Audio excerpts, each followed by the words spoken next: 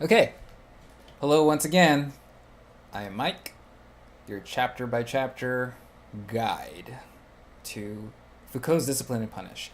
Next chapter, the Panopticon. So, the Panopticon is one of Foucault's most famous metaphors, if not the most famous.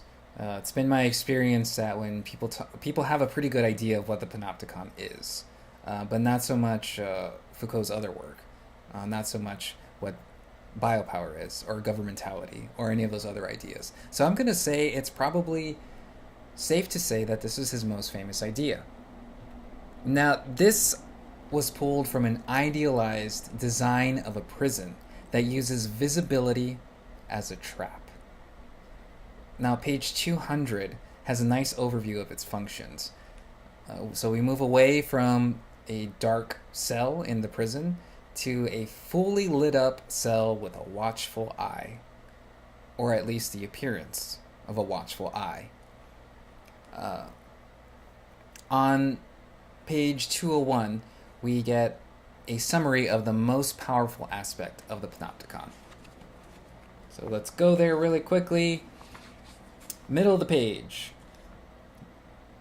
Hence, the major effect of the Panopticon: to induce in the inmate a state of consciousness and permanent visibility that assures the automatic functioning of power.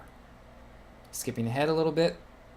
In short, that the inmates should be caught up in a power situation of which they are themselves the bearers. A very famous line right there. Inmates should be caught up in a power situation of which they are themselves the bearers. So, what does that mean? Surveillance is to be felt at all times. The possibility of being watched is internalized so well that we just assume we're being watched. And so we modify our behavior.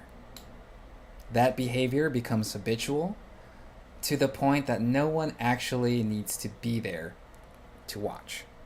So in this sense, the individual becomes the principle behind his own subjection. Another effect is that people get used to thinking they are watched, so this produces new kinds of normal behavior. These new kinds of normal behavior can then be studied, which then feeds back into the ideas of what we think of as normal. So it's this constant production of normalcy, an unending circular logic. It is, however, not a true circle. It's always adapting and modifying itself. I think when people talk about Foucault as not allowing for change or agency, some of these people imagine this circular logic as a perfect circle that does not change. On the contrary, this circle changes with history. Now, personally, I can see room for agency. It's a bit depressing, but a lot of shit is depressing. But we shouldn't confuse what I feel is a realistic view of disciplinary technology as a totally hopeless one. It would be far more hopeless if we had no idea we were producing a circular logic like this. So if you're concerned with agency, you must question your own positionality as a researcher. Now here's the thing. I hear the question, where's the agency? And a lot of times this comes from people that have quite a bit more agency than other people. On the other hand, if you ask a minoritized or racialized population or person to critique this, the opinion sounds very different. It's more like, yeah, that's some real shit. Foucault knew what he was talking about. Foucault himself was part of a minoritized population in a deeply anti-gay society. He himself was subjected to a normalizing regime that formulated him as a deviant homosexual.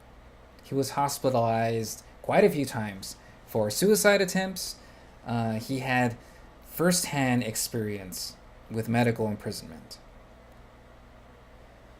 So, disciplinary power is at a very distant pole from monarchical power. Where in monarchical power there are clear individuals who hold power.